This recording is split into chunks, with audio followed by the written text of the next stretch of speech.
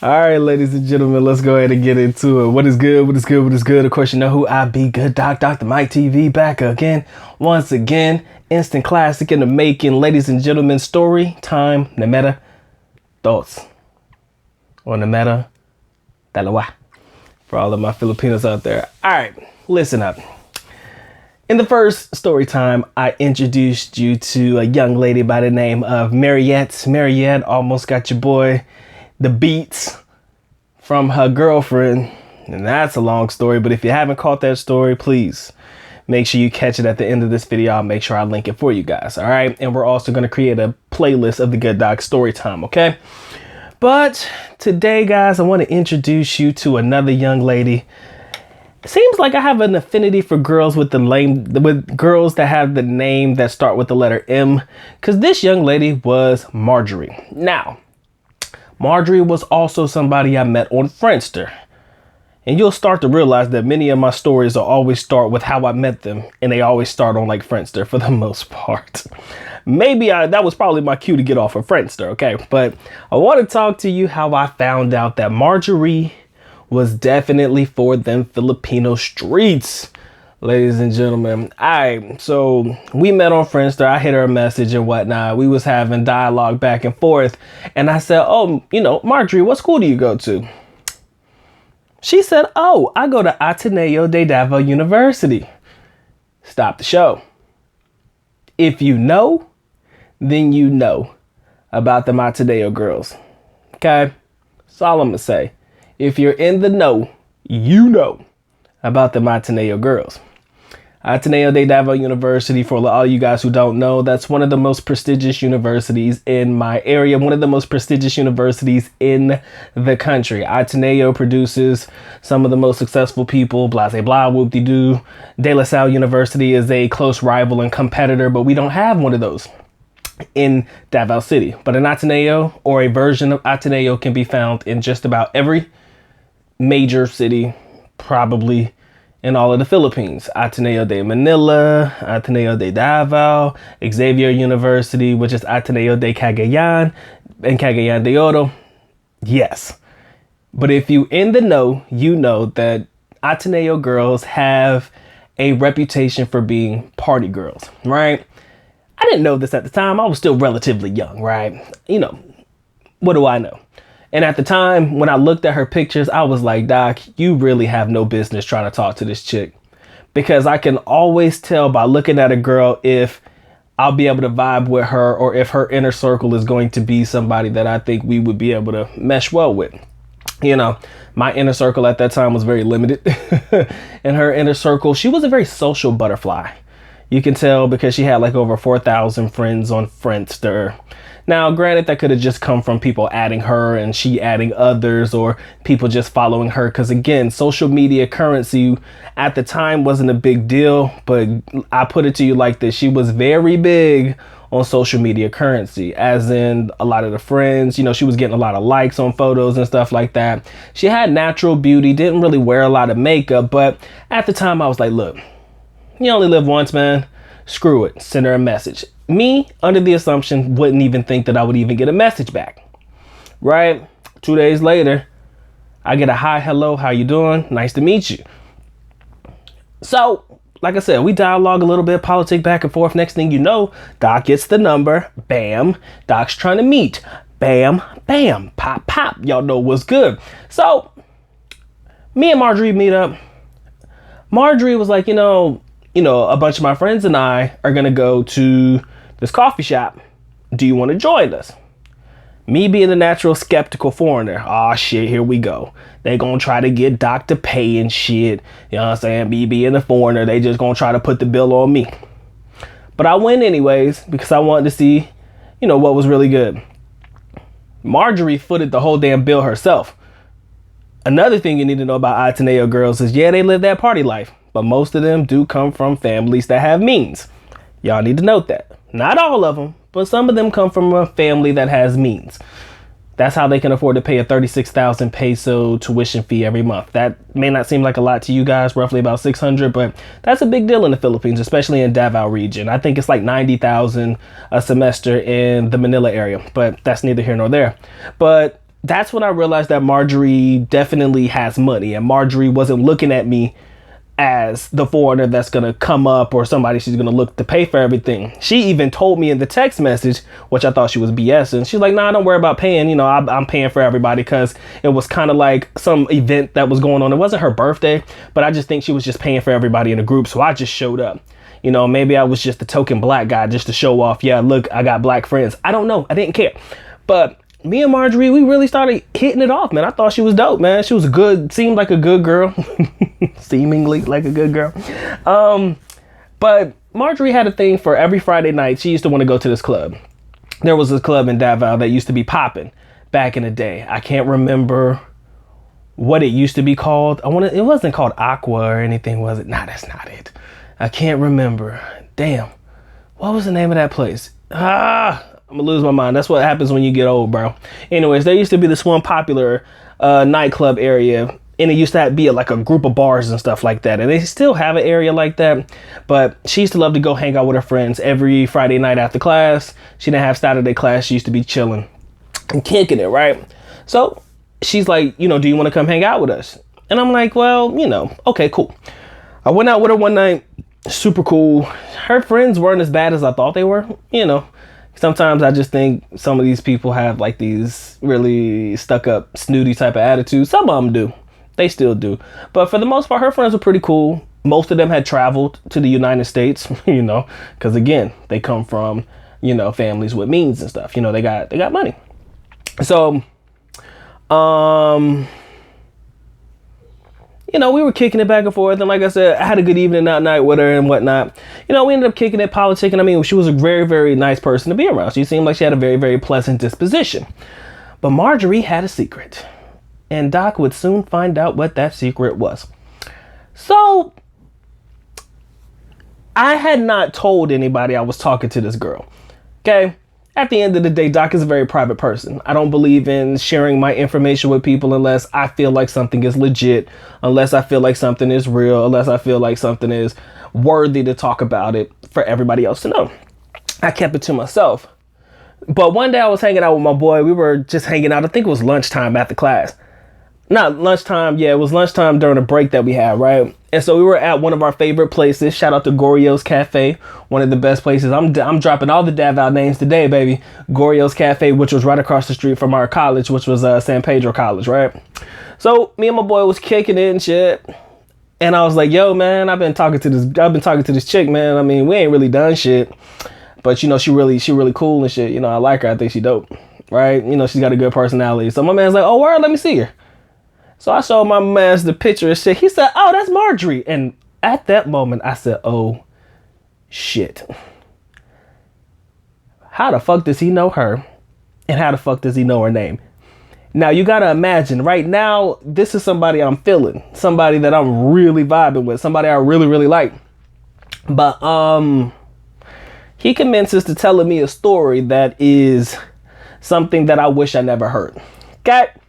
So Marjorie's a happy drunk.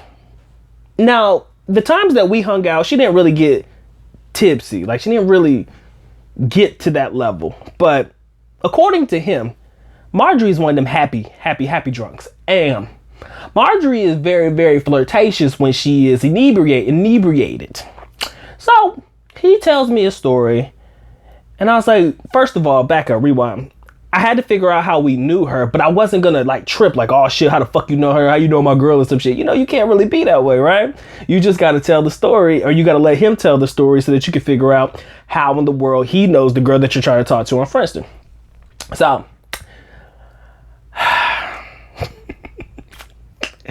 he commences to telling me the story. He's like, you know, Marjorie likes to get drunk. And he's like, yeah, her favorite drink is this and shit. I was like, okay. And he was right, because that was the only drink that she drank the night that we hung out.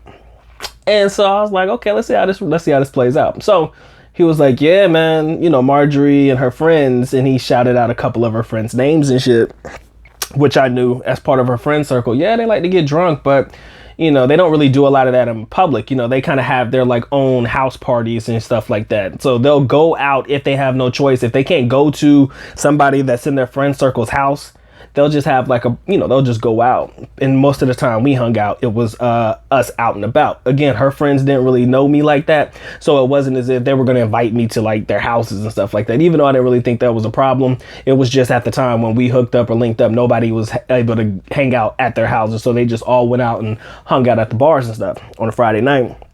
But he was like, yeah, he said at this one house party.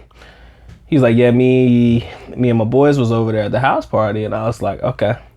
I said, so what happened? He was like, yeah, Marjorie got like hella drunk and shit. And she was being like super flirtatious with him, my boy. And he was like, yeah, she's kissing up on me and stuff like that. And, you kind of think, somebody's just trying to BS you. But you got to understand, he doesn't know to what extent I know this girl. I didn't even mention this girl's name. All I said was, yo, I've been hollering at this one chick. Check her out. Show him the picture. And he was the one that said Marjorie. So I kind of felt like anything that came after that had to have been something that had to have been truthful, right? So next thing you know, he tells me this very detailed story about her, him, and a couple of his boys. And at that moment, I felt my heart break. I'm not even gonna lie, dude. I felt heartbroken. Because you got to imagine, it's very rare you come across a Filipina, at least at my age, college life age, where they're willing to foot the bill for damn near every time you go out, right? And it's very rare that you find a girl that, has their own money and stuff like that. So it's kind of like they're not looking for you for anything other than company or companionship or whatever it may be. So at the time, I was just heartbroken because I didn't do anything with her, And at this moment, hearing this story, I can't see myself ever doing anything with her. Now, this is where I hit a pivotal point. Me being young at the time, should we judge women based on their past?